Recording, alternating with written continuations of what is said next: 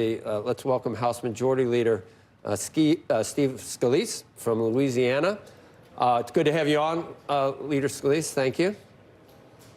Good morning. Good to be back with you. I want to get your reaction to something that was actually said yesterday. Vivek Ramaswamy was at our CNBC CFO Council Summit, and here he is talking about potential cuts to government spending, and then we'll get you to weigh in. Is there any one thing that President Trump has told you, I want you to go cut that? You know, I think he actually is looking at it the other way in terms of keeping a very open mind, top down, to say that let's start with a clean slate. Let's start fresh, and everything is in scope for what counts as government efficiency. It's not one part of the federal government or the other. It's actually looking at it as a whole. Are we respecting the taxpayer dollar? In some ways, to use an analogy to those in this room, in the way that a CFO would look at their shareholder capital. Leader Scalise, I mean, we've got deregulation and possibly, streamlining government. How much can actually be done? Are you optimistic that we can make a difference, or that DOGE can make a difference? Yes, I'm very optimistic. And in fact, one of the things we're going to be talking about with Elon and Vivek today, a lot of our members have ideas, have been working on various committees on things to do just that, to cut government waste, to identify and root out a lot of inefficiencies in government. And we're going to be working hand in hand. And, we want to share a lot of those ideas, the things that we've uncovered along the way. We also want to make sure that as they're identifying things, they're getting those to us quickly so that we can put some of those items into law, because there will be some things President Trump can do on his own through executive order. There will be some other things that we're probably going to need Congress to pass through, let's say, budget reconciliation, which is a bill we're working on already for January with President Trump's transition team. So that conversation's been going on for months. But, this addition with DOGE, I think so many people are very encouraged by the idea. Look, it's a refreshing idea that we're going to actually make government work better and make your taxpayers go further. There are probably 75% of federal employees here in Washington that still are not showing up to work under the excuse of COVID. COVID's been over for years, and yet you might wait right now months and months to get a passport renewed. Some people are waiting years to get a tax return processed from 3 years ago because those employees aren't showing up for work. So it's hurting families all across this country. Those are the kind of inefficiencies we're going to be looking at all across the board.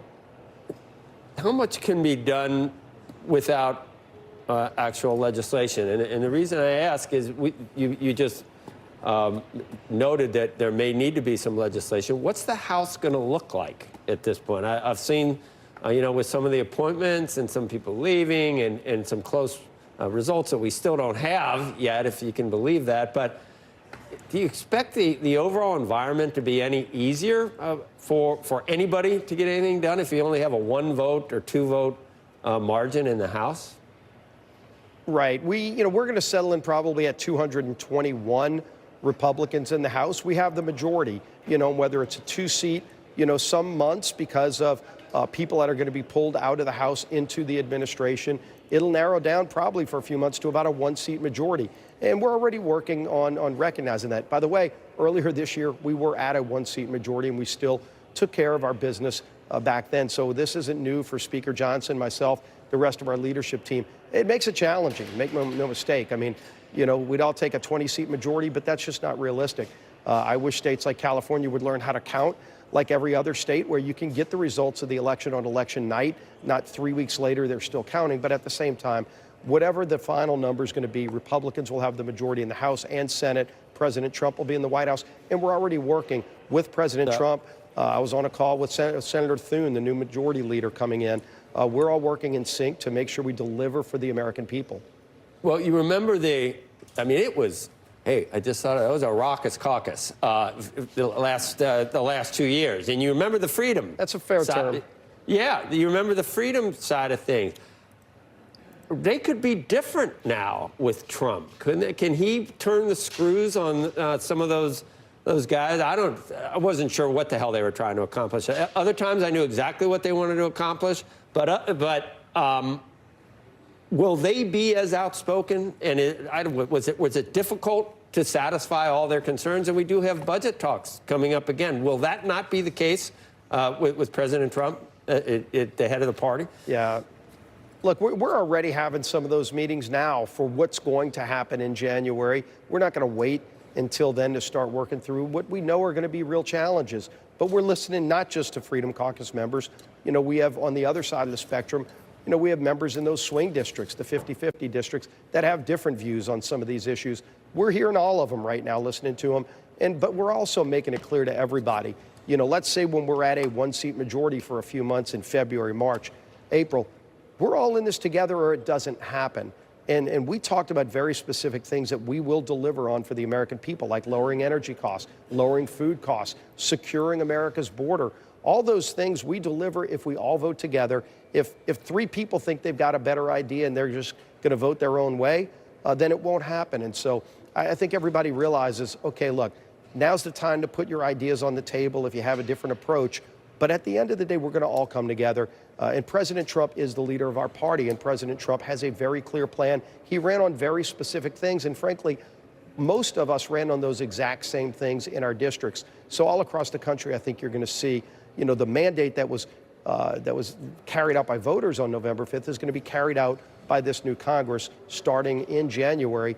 We're going to hit the ground running. Leader Scalise, I guess it's what we do. We've been interviewing for House Financial Services Chairman. We've had Andy Barr on. We've had French Hill, and I can't believe we get down in the weeds to that extent.